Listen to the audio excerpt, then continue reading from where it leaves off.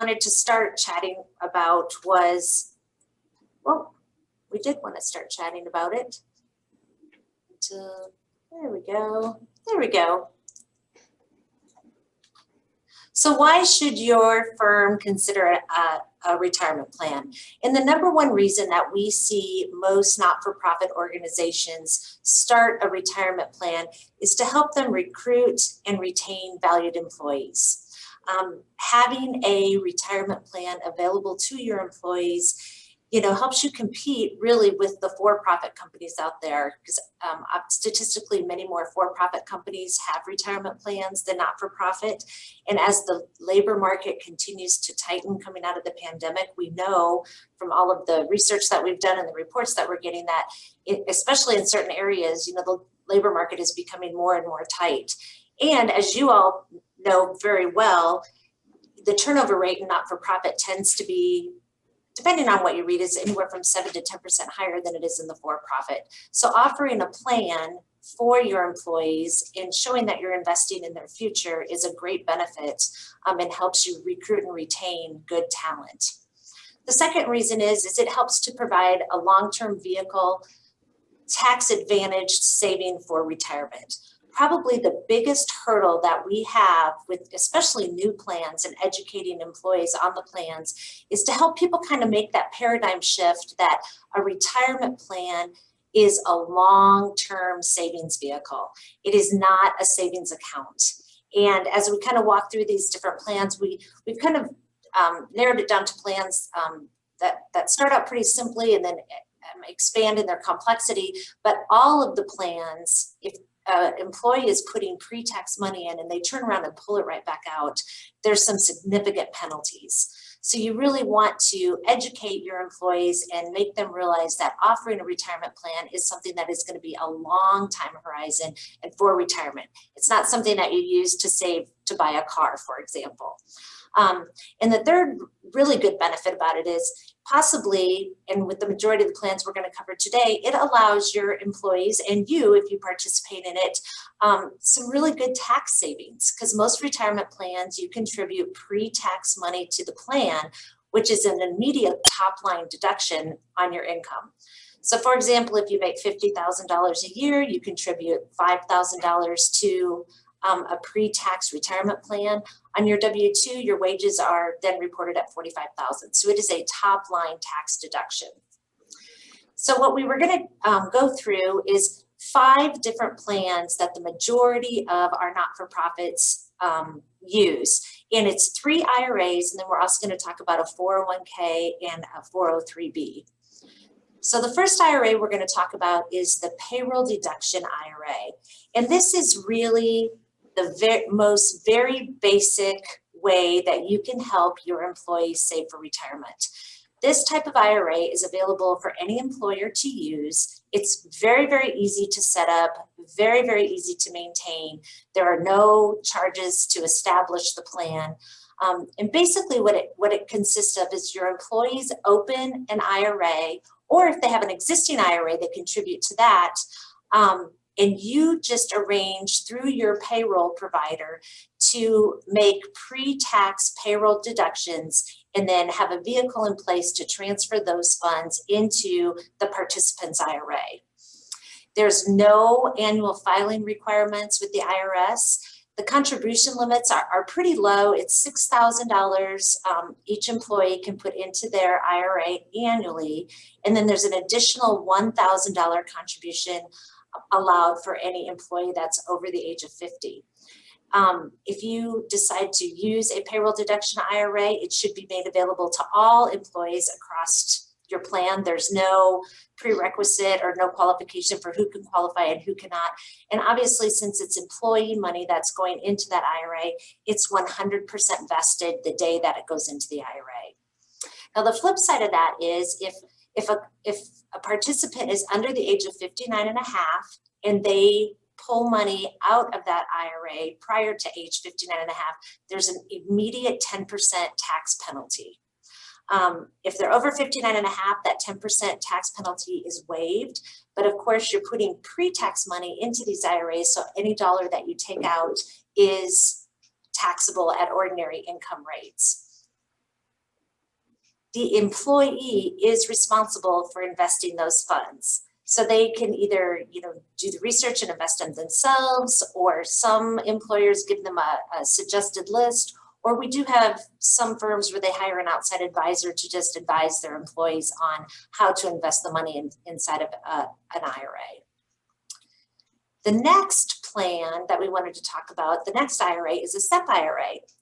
And this is very different than the payroll IRA in that for a SEP IRA, which stands for Simplified Employee Pension, only the employer contributes to the plan. So SEP IRAs kind of came around, in the last couple decades when pension plans became out of favor and they wanted to turn the investment responsibility. The trend in the industry was to turn the investment responsibility away from the employer to the employee.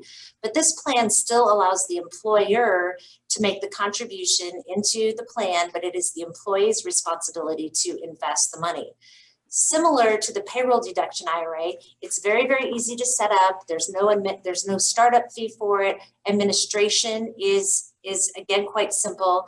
The great benefit of a SEP IRA is the employer can decide each year whether they want to contribute to the plan and how much they can contribute. So obviously this last year, through the pandemic, there were lots of SEP IRA plans where employers chose not to contribute to the plan, and that's perfectly acceptable with a SEP IRA. There's no requirement to have any sort of contribution level each year to maintain that. The contribution level that you can put in, it's a maximum annual contribution of up to 25% of the employee's compensation, but no more than $58,000 a year. So obviously the contribution levels in a SEP is much higher than it is in a payroll deduction IRA.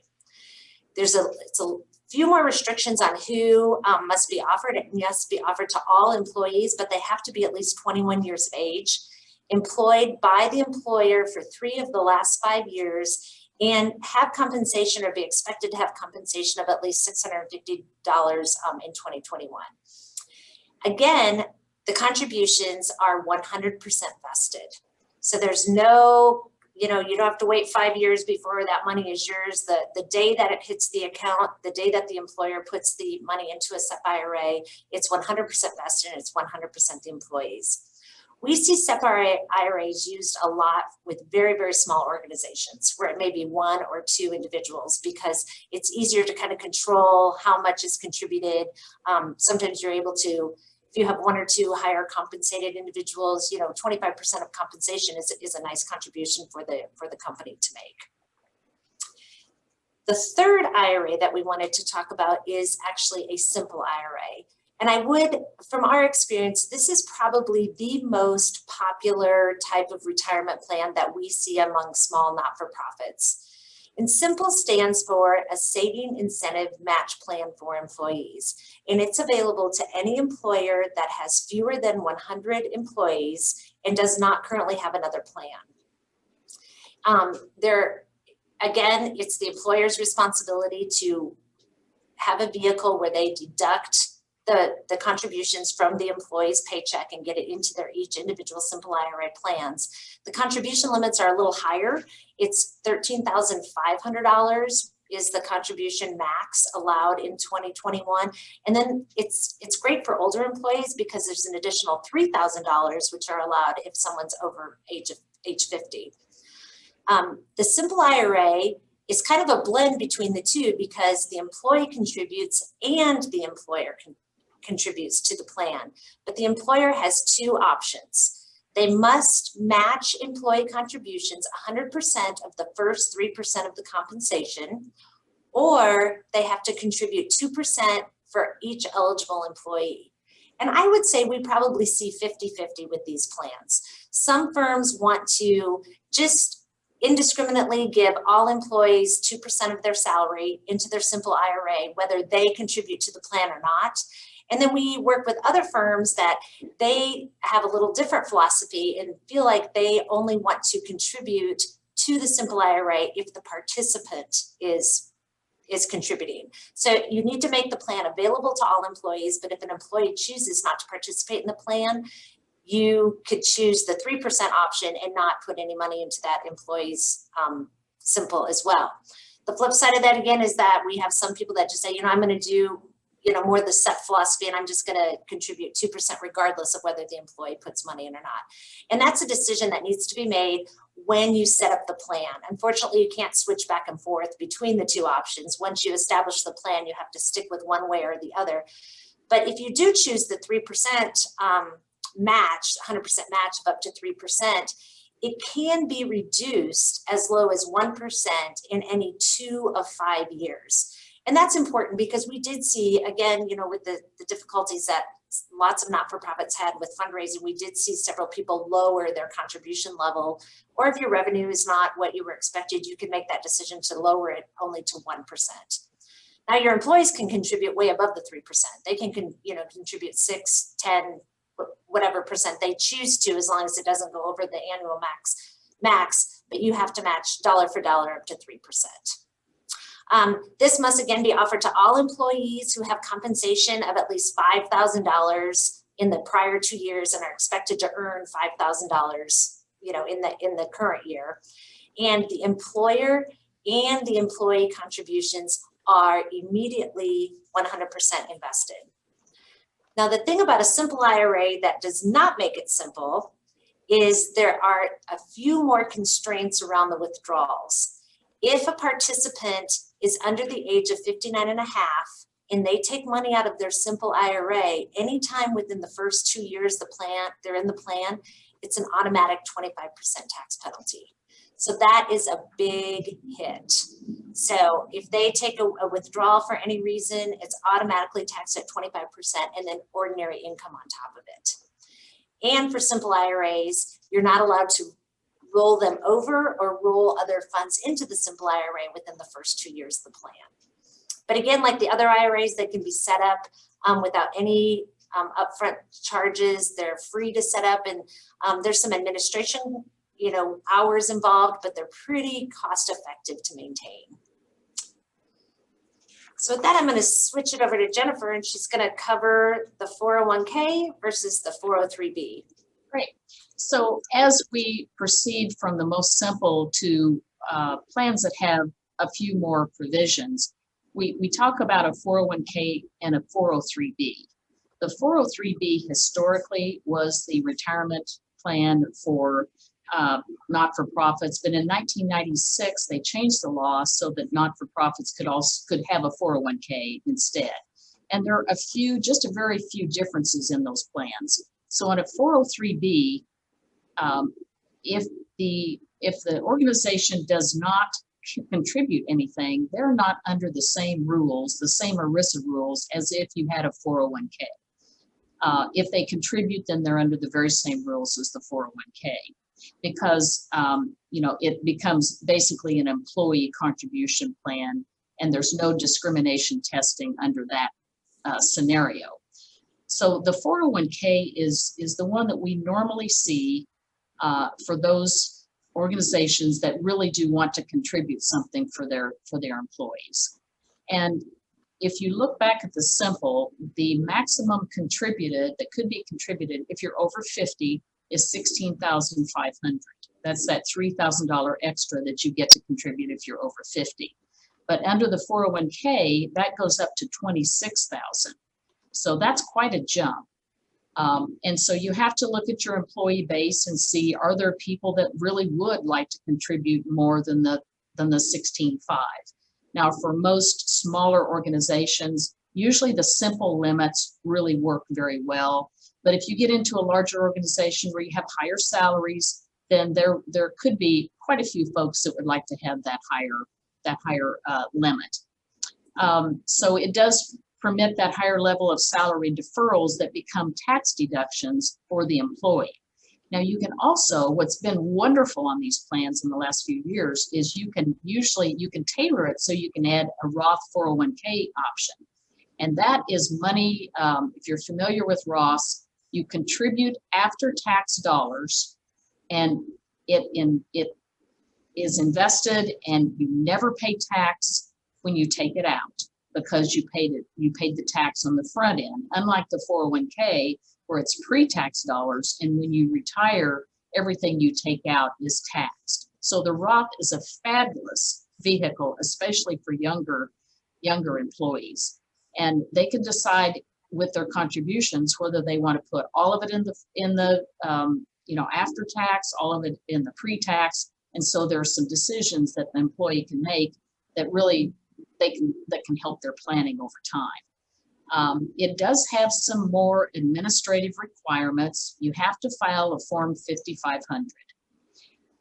And that sounds daunting, but actually we have a third-party administrator on our own company 401k that fills all of that out, sends it to us, and we sign it, and online we file it.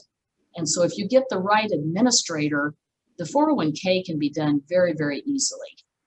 But you wouldn't want to try to do all that administration in-house. You have to have an off-site administrator.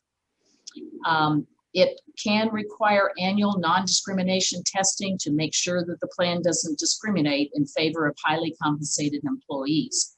Now, there's a way around having that testing done, and that's called a safe harbor contribution. So if you contribute 3% across the board for everyone, regardless of whether they contribute, you do not have to have that non-discrimination testing. And a lot of people do that because the non-discrimination testing is kind of a drill. It takes more administration. It's a little more expensive. And so if they really want to make that level of contribution, the sponsor really can't escape that testing. So we've got the limits. The limits are very good, and they have been raising those every year. Now, for those plans that have like profit sharing contributions, which wouldn't really apply to nonprofits, if the company makes that contribution, they can drive that contribution level up toward a higher figure. And so the overall maximum contribution that can be made by the employer or the employee, and that means the 19.5 and the 6,500 after 50, and whatever the match might be, or whatever the 3% safe harbor is, plus anything that a profit sharing contribution would be, cannot go over the 58,000 per employee for this year, or 100% compensation. The employee money that they put in that's deducted from payroll and sent into their account every pay period is always 100% vested. In any of these plans, money that comes out of the paycheck is always 100% vested.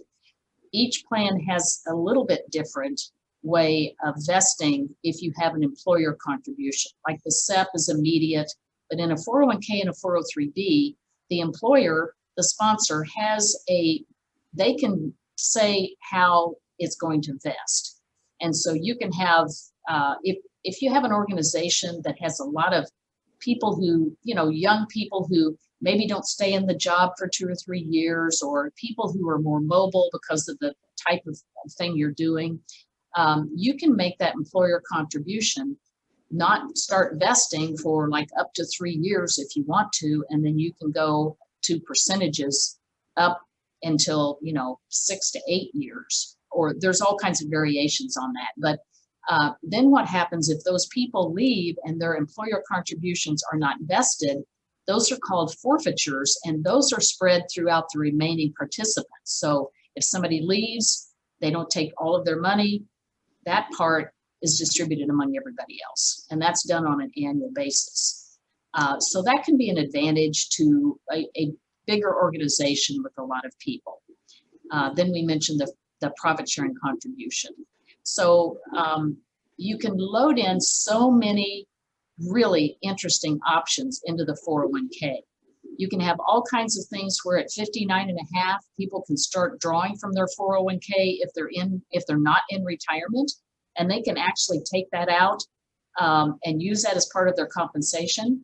And the advantage to that is that those amounts you've never paid Social Security or Medicare or Kansas City earnings tax on, you simply pay the tax when you take it out. So that's a huge advantage, and these can be customized and have some really interesting things. They can also be totally vested if anybody becomes incapacitated. There are all kinds of things you can put in, and we have a list of those things if someone is really interested. As I mentioned before, we have used for our own and recommended to other people the employee fiduciary firm, which we believe is the lowest cost administrator that's out there. And they are just incredible. They are so responsive. You set up your plan with them, and then the only thing, and they will do all the record keeping, and they will set up the plan, and they will alert you to everything you have to do on administration. And the only thing you really have to do on your own is you have to select the mutual fund options for your plan. And that's where we do consulting. We can help people pick that list of really diversified funds to put in their plan. And then people can decide from there what they would like to invest in. So it's just, it's been a great vendor for us. Susie? Yep, we kind of walked through the 403B along with the 401k. So the biggest question that we get asked all the time by not-for-profits and for-profit firms is, what is the best plan for my organization? Which is always kind of a difficult question to answer. And really we start with, for most firms, ours included is cost. What is it going to cost to offer this plan to the employees? And obviously, using something like a payroll deduction IRA, the administrative cost is very, very low. It can get quite expensive if you do a 401k or a 403b. Most 403bs are offered through insurance companies and have some annuity products inside of them, which can be cumbersome to maintain. Now that 401ks, like Jennifer said, are available to not-for-profits, we see the trend definitely going in that direction as opposed to the 403bs. 403bs now are used most often by large school teacher pensions, really, really big organization. But for small businesses, 401ks seem to be a good option. And depending on how many different bells and whistles you put inside of the plan, that affects the cost. And Susie, I mentioned here, the cost, just to give you an idea on a 401k, the cost is that we've seen is about, through this employer fiduciary, is about $300 a year per employee for all the administration, which is really, really reasonable. And that includes doing the 5,500 and everything. Great. The second thing that we usually talk through organizations is what's the administrative responsibility? Do you have someone on staff that you feel like can handle the administration? Through all of these plans, with the exception of the SEP, when you need some mechanism in place to withhold the funds from the employee's paycheck and then distribute them obviously into their retirement plans. And for simple IRAs, SEPs, payroll IRAs, any of the big brokerage firms will set that plan up for you and help you with that administration. Fidelity, Schwab, TD, Waterhouse. We have several plans through Fidelity. We're pretty familiar with their platform and they do a great job and it's very, very user-friendly, but it's still some administration that needs to be done and you need someone on your staff that's willing to do that. The third consideration is, what level you as an employer want to contribute. Do you want a plan where you have lots of flexibility? If you want to contribute 1 year, not another year, what level? Do you want to contribute to all employees across the board, or do you only want to contribute to employees that are themselves, contributing to the plan? So that's just kind of a philosophy question that each individual organization kind of needs to walk through and see what's the best option for them. Obviously, level of contribution desired by the employee. How much do you have? Highly compensated people? Do you have people who are approaching retirement and trying to catch up on their retirement savings? Does that extra $3,000 in a simple, is that going to help you retain an employee? Or obviously the extra $6,500 that someone in their 50s and 60s may appreciate? Those are all things you need to do, is kind of just do a survey of your employees and see what the interest is there. And then obviously the number of participants. The more employees you have, the more complicated it gets. So that's another consideration to take. I might add, it's also nice if you have a large company where you have some younger participants, and historically a lot of them don't either feel they can afford to contribute or they just don't want to. If you do that, a 401k with a 3% safe harbor, you're contributing for them whether they are or not. And it's just such a huge benefit for young people. They don't They might not realize it now, but later it's just an amazing benefit to be able to contribute something, even if they think they can't. Yeah, and you get that same option with a 2%, contribution level through a simple IRA too. So Yeah.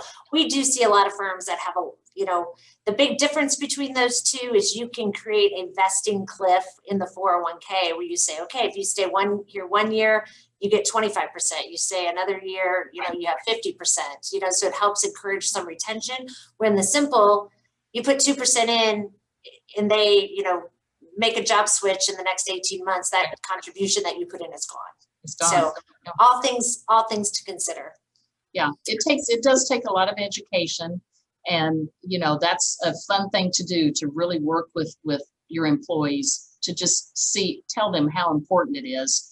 I might also mention that you can, in a 401k, put in a loan provision. We do not recommend that because, again, we really want people to realize that this is long-term retirement savings, and you get the benefit from having that investment there for a very long term. But there's also a hardship provision that you can put in where people could take money out for a certain reason. And those reasons are very restrictive. Normally, most plans will put that hardship provision in, but not necessarily the loan provision. And I think we'll be able to make the slide deck available to participants if we want it. And it contains Jennifer and my, obviously, email addresses and our phone number. And we are more than happy to answer any questions. If you think of something down the road, next week, next month, shoot us an email, give us a call. But we are happy to answer questions now.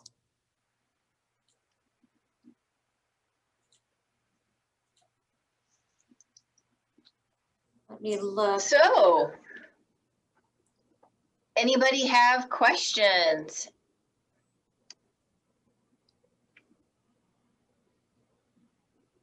Are there a lot of people on the call that already have retirement plans?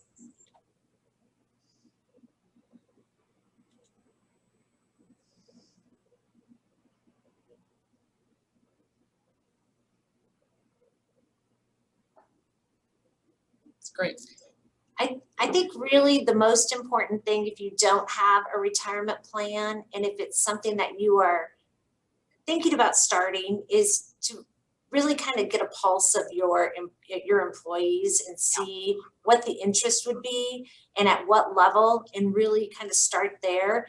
And both Jennifer and I are super passionate about financial literacy, and we just feel passionate about getting employees, especially young employees, into a plan and helping them understand the benefits of, we have some great materials on the benefit of saving even a little bit early, what that looks like when you get to be, in your 50s and 60s. And we're happy to share those resources, or always happy to hop in an employee call, or be able to just kind of walk people through what the different options are and what that looks like. So a question did pop in from Joyce. How do you start one? Does it start at the beginning of the year or with the fiscal year? Yeah, it depends on what type of plan that you have. For example, if you do a simple IRA, it needs to be established. That's based on the calendar year, and it needs to be established by October 1st, preceding the end of the calendar year that you want the plan available. And 401ks, I believe, are calendar year also. Yes. It's calendar year, so most of them are calendar year. But it depends on the type of plan. Each one has a little different way that they organize that. We also did have another question that I just wanted to make sure Jennifer and Susie saw. There was a question about the vendor who was the fiduciary that you were mentioning that was super low cost. There was someone, it looks like Jamie put a link in that said it's employee fiduciary, but I just wanted to touch base with you. Yes, employee I missed that. Thank you. Yes, they're really, really amazing. Amazing. Vendor for a simple IRA, Fidelity does a good job with that. That's where we see most of the simple IRAs. if we did a pretty, because just personally, our firm, we had a simple IRA for years and really wanted a higher contribution level, and we wanted a Roth 401k option. We wanted to be able to have a plan where you could contribute some pre-tax or some after-tax money to the plan for some of our employees. So we did a fairly, it was a really exhaustive search. Of which, because cost was important to us too. We wanted something that was really cost effective because we're a small firm. So employee fiduciary, we've had them, I don't know, 5 years now? 4 years? Exactly 5 years. Yeah, and it's been a really, really great experience. And if anyone's interested, we could give you our contact there, who's fantastic. Yeah, and I will get an email, like I got one the other day that it was time for my 5,500 to be done, and they had already populated it, and I have a password to their site, and then I have a Labor Department PIN. I go in, it's all done. I sign it electronically. I hit a button. It took me like 10 minutes to do, maybe not even that. And if we're supposed to disclose anything to employees, they send it all, and then we just email it out to everyone, and it is just super easy. They have it's a great resource.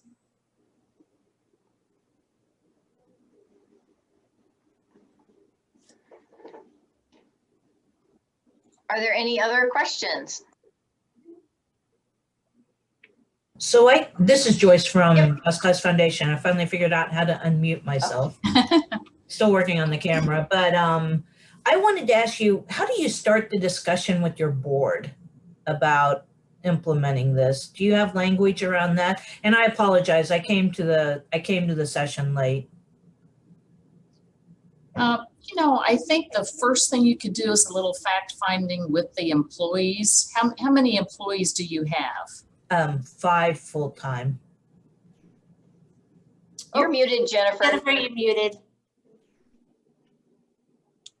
Got it. That's a great size. I would talk to your employees, kind of find out what their interests are, how much they would want to contribute, if they would want to contribute, kind of get an idea, because that's great information to pass on to your board, that you have a very high level of interest in the employee base that really want this to happen. Okay. And so I think you could start with that, and then also give them some of these options. The simple simple plan really is one of the best ways to go if you want to make a contribution, or if you want to just do the 2%. So you could present how that works to them. Mm-hmm. And then if they want to do more, you could do a 401k. But I think it's very convincing to a board if you have your employees are extremely interested and want to contribute. Yeah, that's a very good point. Does it matter if our employees are in different states? See how I'm going to turn this into a one-on-one on what the VF means? No, that's good. No, as long as they're under the same tax ID number, okay, you should be fine. Okay, great. Thank you. Great questions. Does anybody else have any?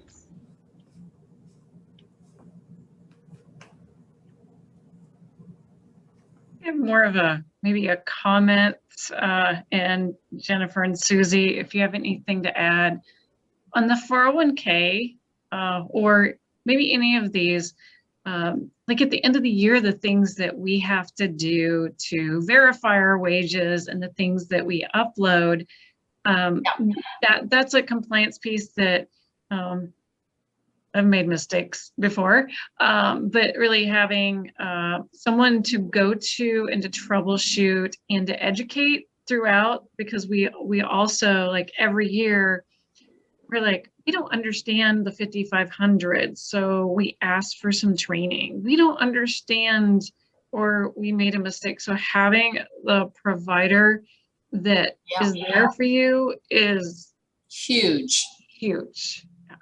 And we looked at a lot of what we call TPAs, third-party administrators here in town, and they are very, very, very expensive. I mean, very expensive. And these, employee fiduciary was just not at all expensive. And we were looking at attorneys to set it up, and that could be like $4,000 to get a plan done. And then you have then if they want to do administration, that's even higher. So to be educated, to know what the vendors are that really, lower that cost. Now you can go to like a mutual fund company, you can go for a 403B, you can go to an insurance company, and they will set it up and they'll do administration. But what people don't see is all the hidden fees inside the mutual funds, inside the plan. They don't have a lot of hard dollar fees. So everybody thinks it's reasonably and cheap. It's really not. It's really not. If you would go through this employee fiduciary and you just spend a few dollars to have somebody help you pick the funds, and you spend the $300 per employee approximately for administration, you've gotten the very lowest cost product that you could possibly find. That's, Christy, that reminded me of one other thing. We didn't really bring it up in our presentation, but one other thing that a lot of times firms need to look at is if you do make a mistake on your contributions or the contribution level or so forth, each plan has a different mechanism with the IRS on how you correct those. So that is something, if you keep the plan simple, typically it's more simple to correct those mistakes. But the IRS does have several mechanisms in place, and I don't have the acronym in front of me. It's a big long acronym of the process they have in place to correct errors if you overcompensated or messed up on someone's compensation. So it's another value of having a third-party administrator to watch that for you so you don't make those mistakes. It's usually money well spent. Great questions. Does anybody else have any other questions?